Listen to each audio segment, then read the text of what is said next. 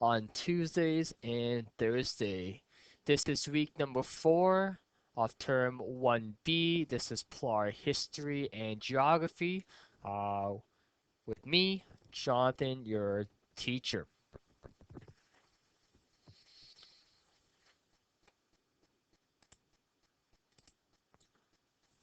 Like always, feel free to listen, call in, participate, and engage with us. Just simply call the Wasta Studio, either at your learning center, if it's open, or at home.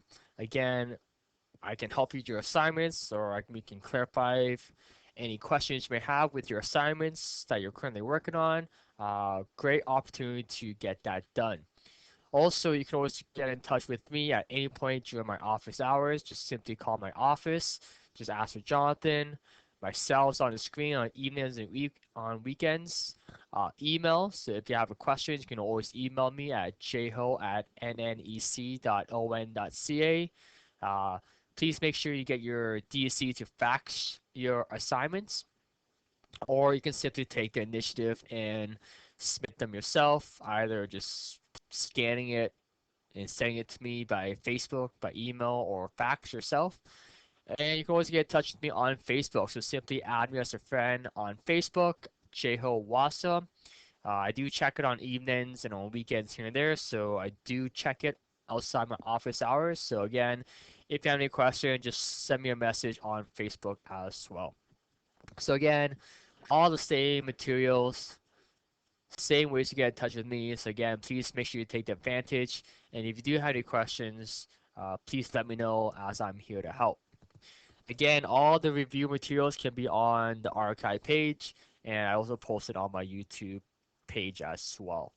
Okay, so again, please continue to work on those assignments. We are 3 weeks left before the holiday break. So again, don't be discouraged. Try to get as much done as you can before the staff is away for the holidays in 3 weeks' time. So again, if you have any outstanding work that you want to finish before then, please make sure you do it. Again, we're all here to help you do it. Uh, Next week, looks like Barry and myself would be traveling to Mish. Probably ideally on a Wednesday or a Tuesday. Again, we're not ideally sure yet. We have to check on the weather, so we'll probably find out probably Monday or Tuesday morning, give or take, depending on what the weather's like. If the weather's like what it is today outside, where it's currently snowing, we will not go. We will just postpone it until after the holiday break. But again, the plan is to go next week, probably a Tuesday or Wednesday, for a short little visit to Mish for our community visit and for our open house. Again, stay tuned for that. I will send DC an email and they will remind all the students, and I'll always post it on my Facebook status as well. So that's what's in store for next week and this week. Are there any questions?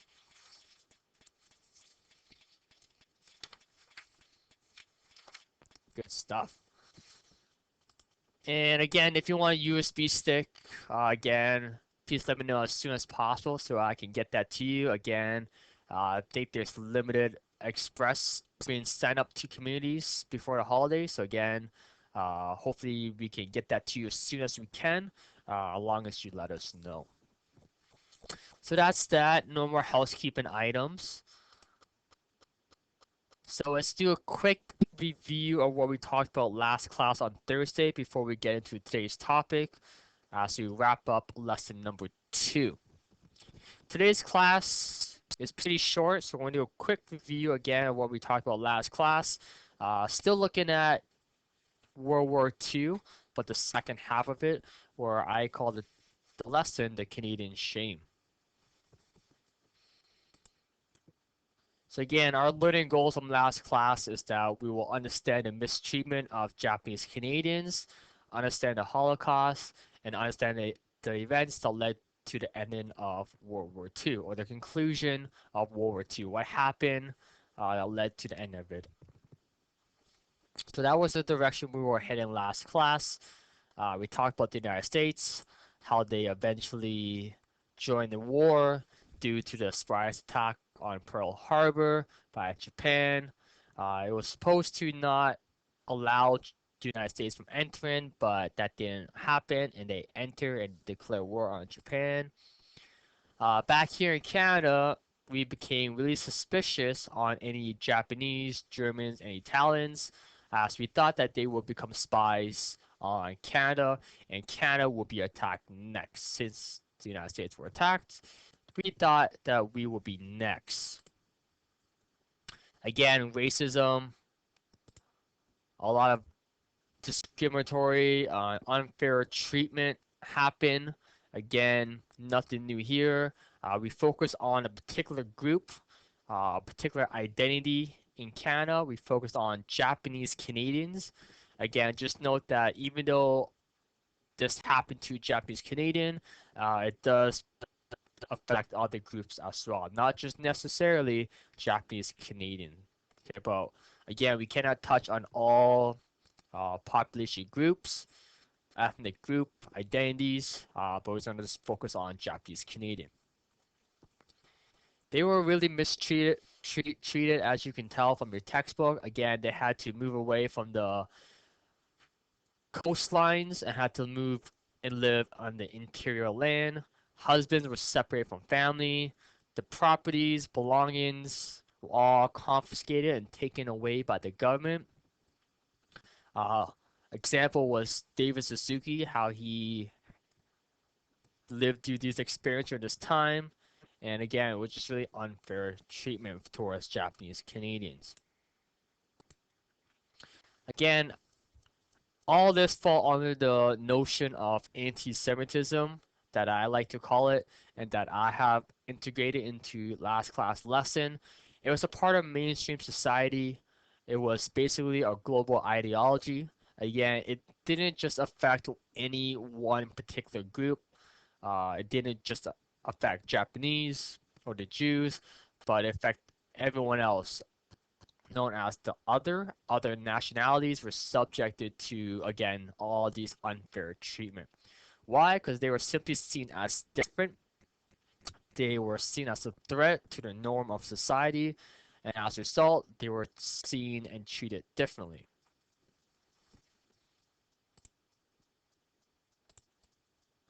Again, relating that back to the Holocaust and the Jews over in Germany. Again, the Holocaust, again, a dark period in world history. It did not take place here in Canada, but again, due to the circumstance and events and the history and the time and the period, it was really significant. Again, the purpose of the Holocaust, you can find this on page 16 in your textbook, is simply Germany tried to eliminate all the Jews in Germany. They saw the Jews as a threat to German community and society. Again, their property were confiscated. Um, they were eventually killed and murdered in these intern camps due to gas chambers and other means as well. Roughly 6 million Jews died. They were killed and murdered in this mass genocide. Again, not a fun moment in terms of world history. So again, a lot of information right there. Just know the purpose and the cause of the Holocaust. Okay. And then we wrap things up simply by looking at a few events that took place that led to the conclusion of the Second World War. Again, you can find this on page 16 as well. There was D-Day, where we actually started to push back German troops. And then we had VE Day, which is known as Victory in Europe Day in 1945, where the Allies, again the Allies, which is France, Britain, Canada, and others, we invaded Germany. We started taking control of what was happening. Hitler sensed that he was going to be defeated, so he committed suicide. And like I said, a week later, Hitler and his Nazi party eventually surrendered. And that pretty much concluded the Second World War against Germany. Again, the victory went to the United States and Britain. At that moment, the United States was still fighting a war against Japan. Uh, not one but two atomic bombs were dropped in Japan, one in Hiroshima and the other on Nagasaki. Again, killing thousands instantly. Again, and that eventually concluded the Second World War. Again, all this happened over years and time, but these were the major events that led to the conclusion of the Second World War. Again, reflecting back, again, a lot of dark moments that we touched upon, but again, as historians, we must keep in mind all aspects of history alive, the good and the bad. Okay, there's always two sides of the stories. We're not just collecting facts and data and evidence, but we're trying to analyze each one and see which one was important, which one has meaning, and which one impacts our lives the most. Okay, so again, a lot of shame. Again, Canadians can be had to be responsible for what we did towards Japanese and Jews. But again, we made a lot of stride in terms of our country's identity, or a sense of pride, and what we did to help out through the war efforts as well. So again, a lot of good things and some not so good things as well. So just keep that in mind. Okay. Again, this doesn't just affect World War II, but all aspects of history. And then we wrap things up by looking at questions on assignment number 5. Okay. So again, like I always encourage, please continue to work on your assignments. It's pretty straightforward. Just spend the time and effort to do it, and all of it will pay off in the long run. Okay. So that was last class where we looked at the conclusion of World War II. Today's class right now, we're going to look at what happened after the Second World War. What emerged, what changes, okay? That's kind of like our theme for today. What continued and what changed, okay? How the conclusion of the Second World War or the factors of World War II affected Canada and around the world after this period. So again, we're looking at 1950s. Okay, we're moving on to the next decade, so we'll be looking at in the 1950s. Again, after the Second World War and some defense organizations that emerge. Again, like I mentioned, this is a pretty short lesson. I try to integrate it and stretch it out and add some more information as possible. But again, you can find this on page 16 and page 17 in your textbook. Okay, this is all you need for your next assignment. Okay, page 16 and page 17. So class, if you like, and you have your textbook in front of you and you're following along, please turn to those pages in your textbook.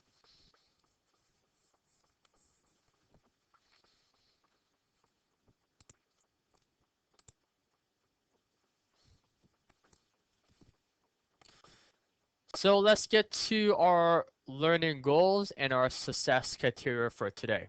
Okay, so I kind of changed it slightly. So again, our learning goals is the direction we are going today. Okay, so what you will be learning or what I will be learning as we navigate through today's lesson. Okay, so learning goals, we are learning to understand the political changes in Canada and the international defense organizations that emerged after World War II. Okay, looking at political changes in Canada and international defense organizations that came about, that was emerged, and that was created after the Second World War. Okay, so that's the direction we are heading today. So our success criteria simply means what you will be able to do after all these knowledge. Okay, so you, the class, the students, you can simply say, I can explain how the Bill of Rights and the Charter of Rights and Freedom protected human rights. Okay, so again, you should be able to explain that by the end of today's class. Okay, so again, this is kind of like a little checklist. And also, I can explain Canada's foreign policy, partnership with the United States and around the world, and assess their impact. Okay, so again, I try to make these simple, precise, and clear. try to really tone it down to be really specific, but that's our learning goals and our success criteria for today. Okay, so the direction we're heading and what you, the students, are able to explain once we are done. Okay, so that's our goal that we want to try to accomplish. And if you reach these goals, you should have no problems with your assignments.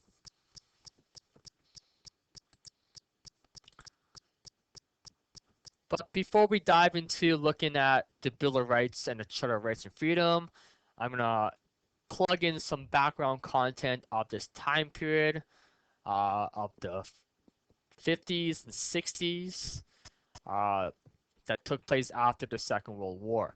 This period was known as the Cold War. Okay, so World War II wrapped up in 1945, and a few years later, this period known as the Cold War started. Okay, it wasn't World War III, but it was known as the Cold War. Nothing really happened. Okay, no countries, alliance actually fought off in battles, but there were a lot of suspense and a lot of tension that was going on for the next couple of decades. So two countries that really emerged after the Second World War, they were classified as a superpower country or superpower nation, or simply as the United States and the Soviet Union or the USSR, which is modern day Russia. Okay, so the Soviet Union and the United States emerged as a superpower or super nation. So after World War II, the Soviet Union and communism, okay, that political ideology of communism, expanded into Eastern Europe. Okay, Eastern Europe. So again, visualize a map of Europe, whereas the eastern part, eastern countries of Europe, they were invaded uh, by the Soviet Union and fell under the spell of communism. The United States, on the other hand, they were capitalists and they had fear that the Soviet Union would take over the world, and so would communism. So again, it was like a tension, a battle between the United States, the Soviet Union, capitalism versus communism. That was really what was going on for the next couple of decades. Okay, not just a few years, but a couple of decades. Both countries developed nuclear atomic bomb because again we don't know what was going to happen uh, at any point, any moment. Any one of these countries can simply strike. So again, a lot of tension was going on. Both countries still maintain high level of army and military for unknown reason, but for this purpose to be exact. People built bomb shelters in the backyard. Again, they didn't know what was going to happen.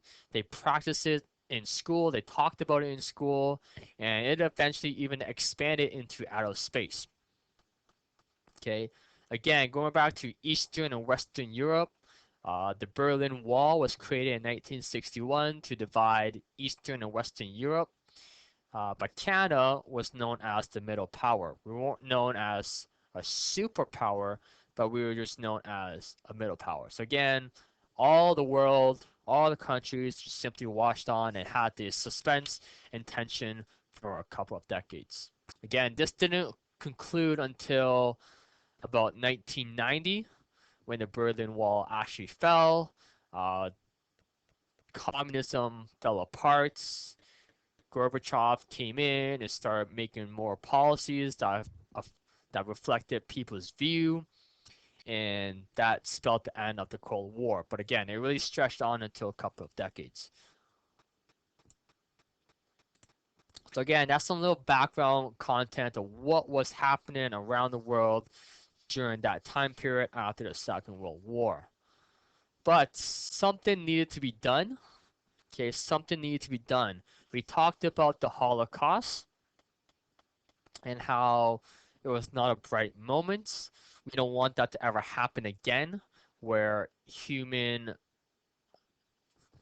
rights were violated and infringed upon. So something needs to be done. So what we witnessed against the Jews in Europe / the Holocaust would not happen again. Something needed to be done. So Canada did something. We started to see changes, okay? Changes that would impact us today, okay? We started to change laws to protect human rights, okay? We started to change laws to protect human rights, okay? But before we do that, again, just want to note that the 50s and 60s brought back peace and prosperity. Again, it was a period of optimism, and it really determined Canada's identity. Again, we still determine our identity. So the Bill of Rights, we'll start off with that. Okay, Bill of Rights on page 16 was created by John Diefenbaker, again, Canada's Prime Minister for that time period in 1958. The Bill of Rights was simply just a law that was created. It had no more power than any other laws in Canada. It talked about provisions on it had no provision on official languages, and it was not a part of the Constitution. It did talk about fundamental freedoms, legal rights, equality before the law, which is great. But again, if a law was discriminatory, the Bill of Rights was not helpful, and the Bill of Rights only applied to federal law, not provincial laws. So again, it was a step in the right direction with the Bill of Rights. It wanted to protect human rights, which it did to the extent, but it was simply just another law. Okay, it had no more power than any other laws in Canada, like we just talked about. So something else needed to be done. So again, the Bill of Rights was in the right direction. So what else happened? Well, this didn't really happen until 1982, when Pierre Elliott Trudeau entrenched this into our constitution, but he entrenched something known as the Charter of Rights and Freedoms. Okay, the Charter of Rights and Freedoms. This is something we have today, very significant in terms of protecting our fundamental legal rights as a Canadian citizen. So basically, the slide before, where we talked about the Bill of Rights, it basically evolved into this, the Charter of Rights and Freedoms. However, the Charter had more meaning and had more purpose. It was entrenched into the Canadian Constitution, and it simply allowed us to make our own rules and changes without Britain's permission. Okay, so from this point on, officially, we are no longer linked with Britain. Okay, we're our own sovereign nation now. There are no more limitations. Okay, we can now do what we wish. Okay, legal rights were protected. Again, it was the supreme law of Canada. Again, nothing was above this.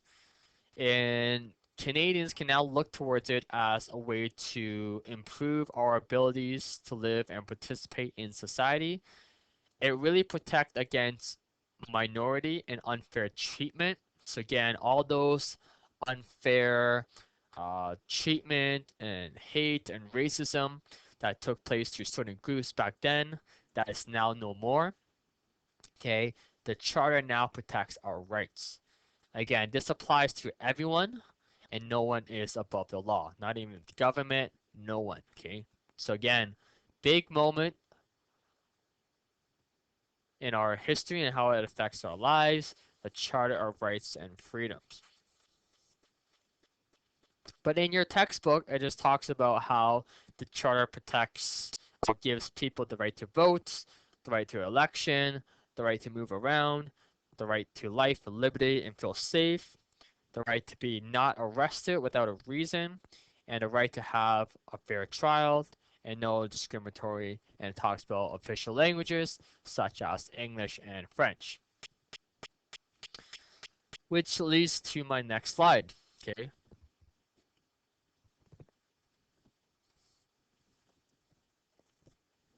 So all that and more can be found on the charter. The charter is like a long document. You can simply just Google it. It goes in depth. It has sections, subsections, etc. But again, just really long, dense document. But again, it's simply just talk about, I'll try to summarize it, known as fundamental freedoms. This is section number 2. Talks about the right to consciousness, religion, thought, belief, opinion. So again, you have all that right as long as it doesn't infringe upon anyone. Okay, so again, you can believe in any religion, thought, opinion you want, as long as it doesn't infringe upon other. You have the right to vote in an election. You have mobility rights to enter, leave, remain in Canada, or move around different provinces. You have legal rights in terms of life, liberty, security of person. You are now cannot be arrested without a reason. You have the right to a fair trial, the right to a lawyer, and all those other legal rights that it outlines. Section 15, equality rights, very significant. Protects equal protections and equal benefits. There's no more discrimination. Okay. Again, it applies to all groups, not just one particular group. Okay. So again, you can find all this within the charter. Just Google it. Look at that. I have a little picture on my screen. Rare moments. Again, I don't include many pictures on my lessons, but I definitely should moving forward. But this picture just simply illustrates our Queen Elizabeth, and our Prime Minister then, Pierre Elliott Trudeau, officially signing the document of the Charter, being entrenched into our Constitution. Again, big moment in Canadian history. Some can even argue that this is the most significant part of Canadian history. But again, we are now our own country identity, do what we want without any permission. So again, big moment in terms of Canadian history. Section 35 of the Charter is significant as it relates to Indigenous content. It is the first time it recognized Aboriginal people and its identity, and now that they have constitutional protection as well. So again, first moment, first time in terms of Canadian history. So if you want to check this out in terms of the Charter in Section 35, subsection 1, subsection 2, it just said that it recognized Aboriginal people of Canada includes Indian, Inuit, Métis people of Canada, and it simply just recognized the rights and identity of Aboriginal people in Canada as well. So again, going back to equality, how it protects absolutely everyone. Okay, so again, everyone, even Indigenous First Nations people.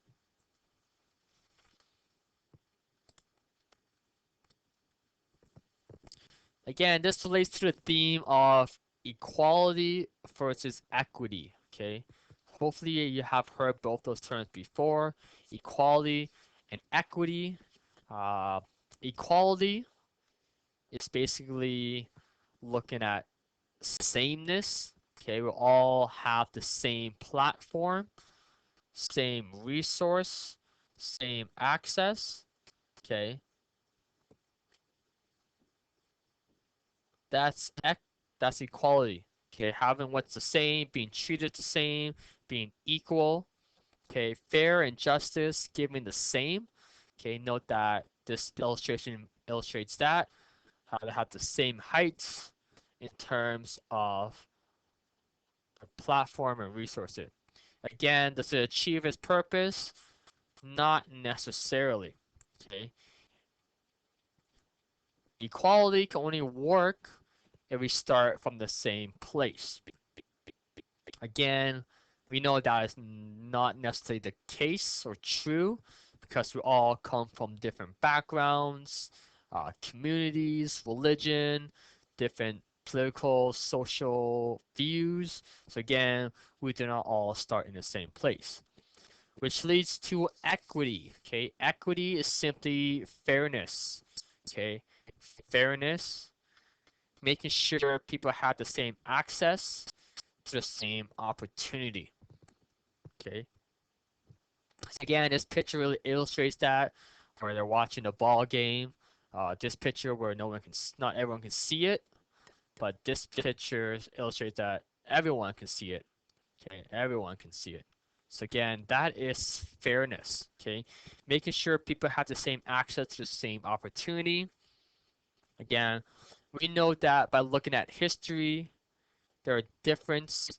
History creates barriers, obstacles, and challenges. Okay, it was just the way it was, but again, people overcome it uh, due to different factors and norms. But again, barriers such as ethnicity, social, economic, political views, gender. Okay, we talked about gender earlier in terms of women's role, how they had obstacles to overcome. Again, this even relates to learning styles, okay, different learning styles and different strategies. So again, not everyone learns the same. We learn at different rates and speeds and different strategies. Again, just keep that in mind as well. So again, equality versus equity. I just decided to plug that in because it really relates to the charter and how it talks about, was supposed to talk about equality, but not necessarily equity.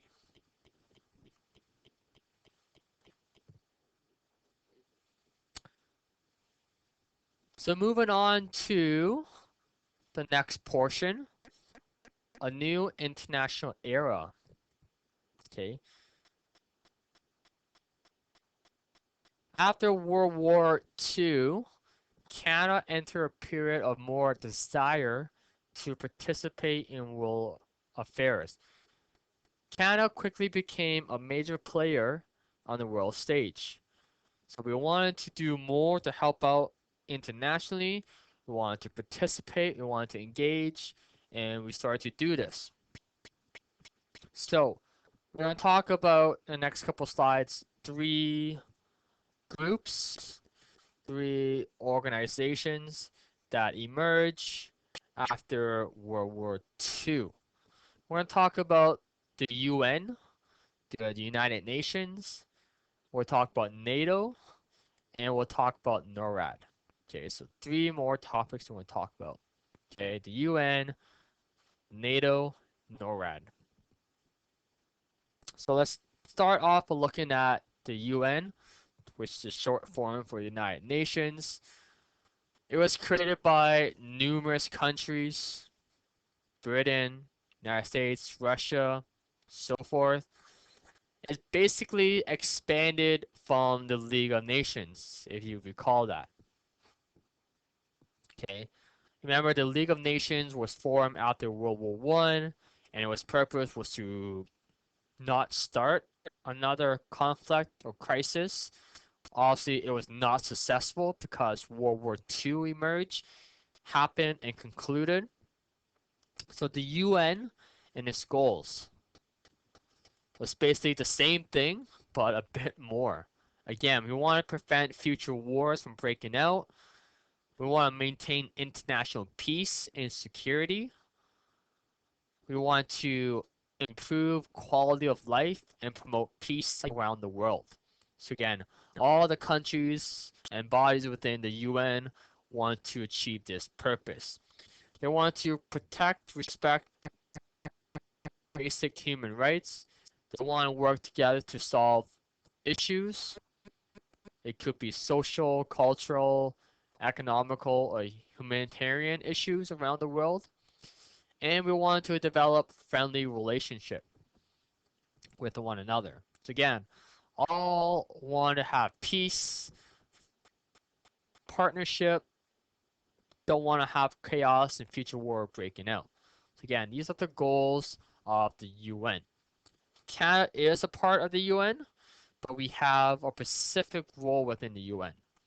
Okay, so that's the purpose of the UN. But now let's look at Canada's role within the UN. So Canada is a part of the UN, and here is Canada's role. Peacekeeping. Okay, you may have heard of that phrase before. Peacekeeper, peacekeeping, something that we can be proud of as Canadians. Simply means that Canada and Canadians are willing to serve and uphold to prevent war. We have an international reputation for fairness,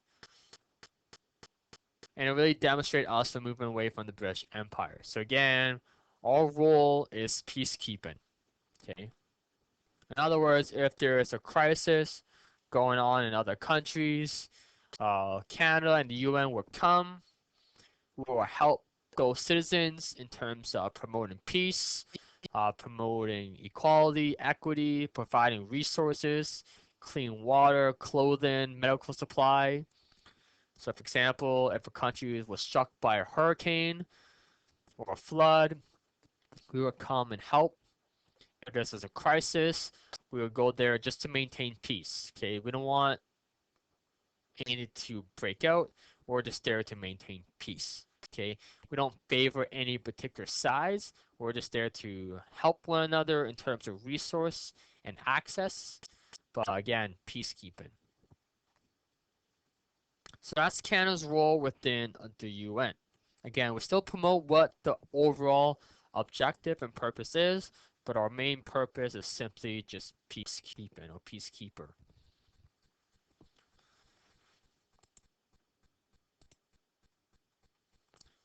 Next, NATO. Okay, we'll talk about NATO. Okay, which is just a defense organization that emerged after the Second World War. NATO was created in 1949. Stands for the North Atlantic Treaty Organization. Canada is a part of this again.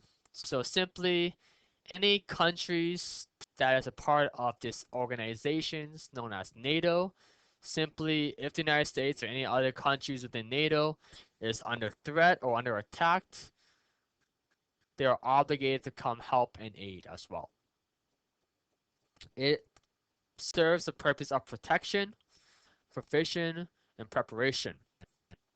Again, it was basically made up of alliance of Christians and democratic countries, and it was basically created due to the fear of communism and the Soviet Union. Okay, some countries are included in NATO, and some countries and certain countries are excluded.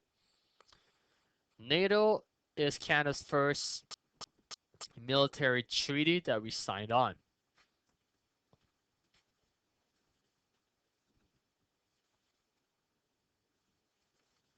So on my screen, any country that is highlighted in blue, as you can see, there are numerous countries, Canada, United States, and a lot of Western democratic European countries are a part of NATO. So if any of these blue highlighted countries are attacked, everyone else highlighted in blue will come help and aid. Okay, it's our obligation. We want to protect one another as we promote and achieve the same goals. Hence why we sign on to NATO. Okay, there are about 28 members of countries, give or take, within NATO. So again, Canada, United States, a lot of Western democratic European countries as well.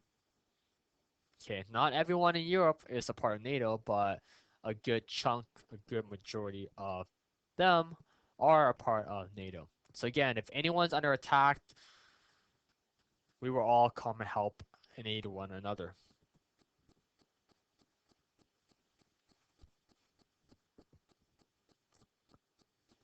A counter group that emerged in response to NATO was the Warsaw Pact.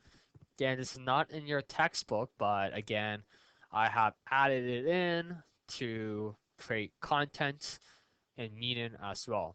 The Warsaw Pact was simply led by the Soviet Union, the USSR, and it basically achieved the same purpose as NATO, but it mainly contained obviously the Soviet Union and Eastern European countries. Okay, so anyone that's highlighted in red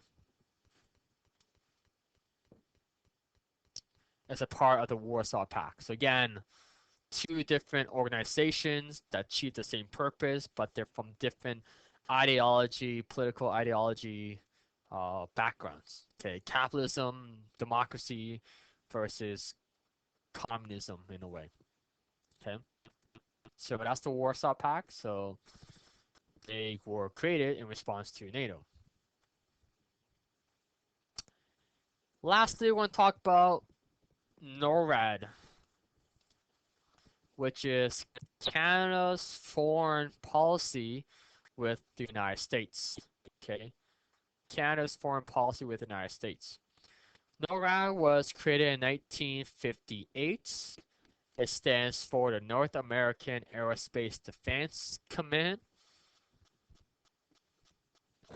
Again, you don't need to memorize it, but it is in your textbook, but just note it. Okay, so North American Aerospace Defense Command, NORAD. And it's basically a partnership between Canada and the United States, but more American influence. We didn't really want this. Canada didn't really want this, but the Americans wanted it. So we follow along as they were a superpower. We were a middle power. In a way, we needed the United States in terms of protection. So whatever they wanted, to an extent, we simply follow along. Okay, so in other words, American influence. Okay, just note it as American influence is what I like to call it. Basically, what NORAD is it monitors man-made objects in outer space, and it can detect, see advanced missiles coming if they are. Okay, it provides warning signal against planes and missiles. So again, we have this now radar system across North America. Canadian, again, we lived in fear and tension, so we wanted protection. So we agree upon this. We like this in terms of NORAD. As again, we had fear of danger and being under attack because of the Cold War from the Soviet Union and communism. But in a way, I like to sum NORAD up as it allows the United States to control Canada's foreign policies and the United States now control Canada's air forces without approval. Okay, so again, subjectives. Some like this, some disagree with it, but now the United States can now control our air defense without our approval. So again, can be controversial, but again, in the end, NORAD was very successful. Okay, it did achieve its purpose. So on the next slide, you can see that here in North America, we have these radar lines. Okay, these physical actual radar lines that goes across North America. There's the DEW line, which is northern Canada towards the Arctic.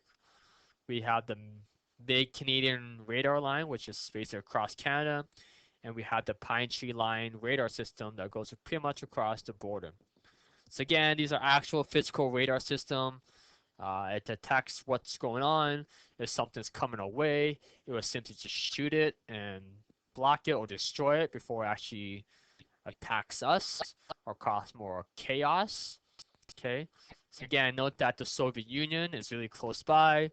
They can just simply send a missile, a target, a bomb in our direction in terms of North America, Canada, United States at any given point. So again, we want the system in terms of protection from what was going on. Again, we didn't really want this. American want this. We weren't really at this Cold War tension. It was made against the United States and the USSR. But again, we had to follow their command. We had to get them access to our country, get them access to our sovereignty. The United States can come to our countries and control these lines and radar at their disposal and at their wish. So again, that's NATO, and that's NORAD, and that's the UN.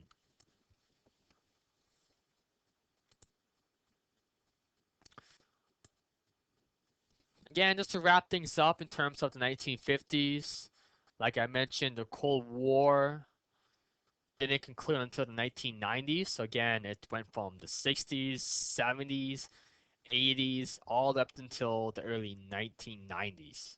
Okay, but the 50s were known as the baby boom periods. A lot of our parents can be categorized or fall under this category known as the baby boomers. Simply means that after the conclusion of the Second World War, people came back home, they were happy, started making a lot of babies. About 4 million were born. Okay, so again, population number eventually increased later on, but again, a lot of babies were born during this decade or so. Again, known as the baby boomers. Okay, again, it kind of stretched into the 60s as well, but again, the 50s and the 60s. Again, note this chart. Number of birth increase. Again, simply because the ending of the Second World War. Again, it's something I like to add in and share on how it relates to our societies at the moment.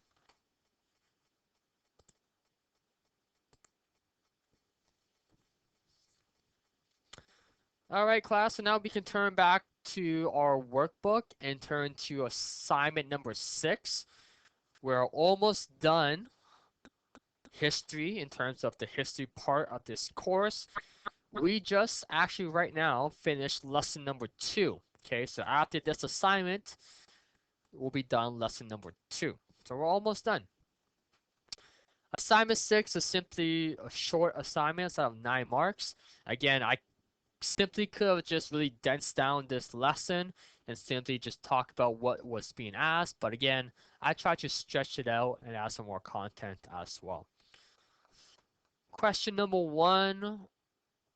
Why did Canada feel it was necessary to create the Bill of Rights and a Charter of Rights and Freedom?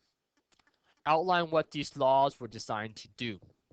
Okay, so outline what the Bill of Rights and the Charter wanted to achieve, what goals did it came about, and why was it necessary? Okay, what happened in Europe that made this all possible?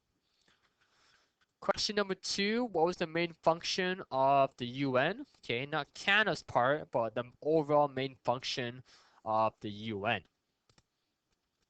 Okay, so again, class, please make sure you read each question carefully and just answer what's being asked. Okay, if a question doesn't make sense or you need clarification, just give me a shout, let me know. Come to class, I can simply clarify it, but simply read each question carefully and answer what's being asked. Okay, don't just copy the whole page or the whole paragraph in your textbook, but simply just answer what's being asked. Question 3, what does NATO stand for and what is its purpose?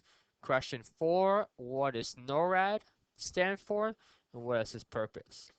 And that's it. Okay, that is assignment number 6. Pretty straightforward, pretty simple. Okay, so again, if you haven't already done this assignment, please do it now.